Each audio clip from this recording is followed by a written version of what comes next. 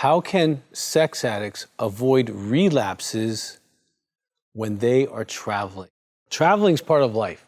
I know many of you doing Zoom meetings and all that kind of stuff, but you're still getting on planes, traveling to a distant place, going to hotel rooms.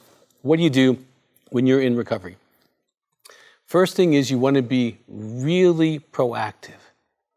Make sure you're doing your 5 C's: pray, read, call, meeting, pray.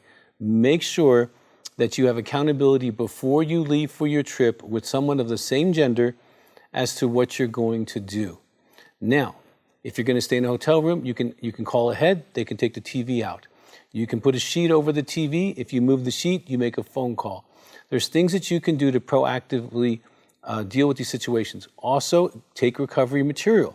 Be accountable for what you're going to do as far as a step work, or workbook work, or reading, what you're going to do on a daily basis while you're on your trip. These are all proactive things you can do. Also, maybe triple up on your calls. Instead of once a day, morning, noon, and night. If you know that you're going to be invited to a situation, have your lines in place. No, I told my wife I would call her at this time. No, I need to go exercise. Get out of where, if they're going to strip clubs or bars or places that are troublesome, you know your environment. Make sure you have your excuse to get out of those situations for sure. Also, do not sit at a bar at the hotel. Go to the restaurant. Don't set yourself up for conversations with the opposite sex who are lonely and traveling and maybe sex addicts themselves. That's very, very dangerous to do that.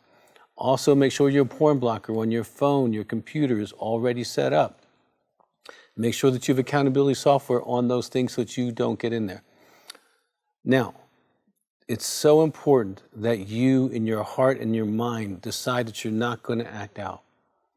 Because oftentimes, your addiction, this is the playground. Different places, no one knows what you're doing. You think there's a secret world.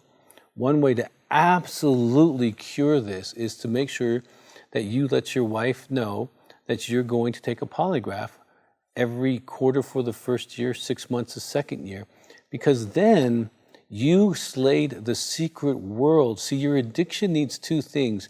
It needs opportunity, and travel gives you that, but it also needs secrecy. Well, it needs both to work. It's kind of like, pouring two chemicals to have that reaction. Without one, it doesn't work, okay? And so you can have opportunity, but without secrecy, you'll get caught. So you set it up so that you will get caught. So if I make a phone call, if I go on the internet, if I do something inappropriate, I will get caught. I let my wife know. I'm going to take a polygraph once a quarter, so if I do travel and there's anything that comes up, you will know, okay? If you have a 24-hour tell policy with your spouse, you want to let them know within 24 hours. And I would say, if you have an arrangement with your accountability partner or your spouse or both, if you start getting where you're lonely or something, have a plan of action and follow it. Let them know, hey, I'm just in the hotel room.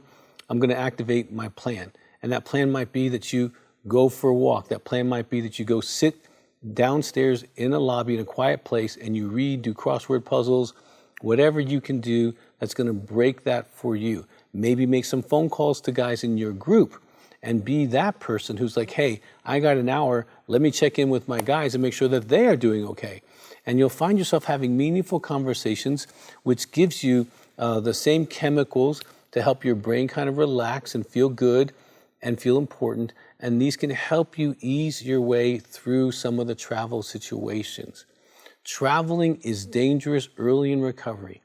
The smarter you are about it, the more written down it is, the more pragmatic it is, and the more accountability you have to follow through with it, the more likely you are to make traveling to be successful for you. And once you make it successful, you know you can do it. Like, I don't turn on TV. I pray before when I go into a room. I ask God, Lord, anything that's been in this room, I command to leave. I want peace in this place. You can pray, you can read, you can make phone calls, you can do what you need to do. It's your fight. And when you travel, especially if your wife has been hurt by your traveling, go over your plan with her every time you leave so that she has comfort knowing that you've thought about it, you thought through it. There's some safeguards in place. There's some boundaries of things you're not going to do, places you're not going to go, you're not going to be alone at. You're not going to have, dinner with a one-on-one with a woman.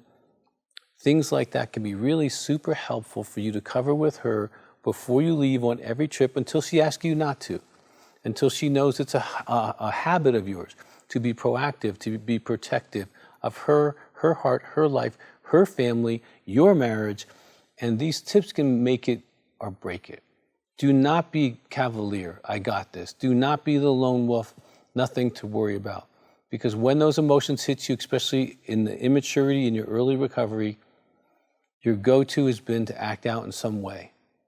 We don't want you to do that. We want you to feel good about yourself. We want you to feel clean and healthy. And if you need help with any of this, please call 719-278-3708.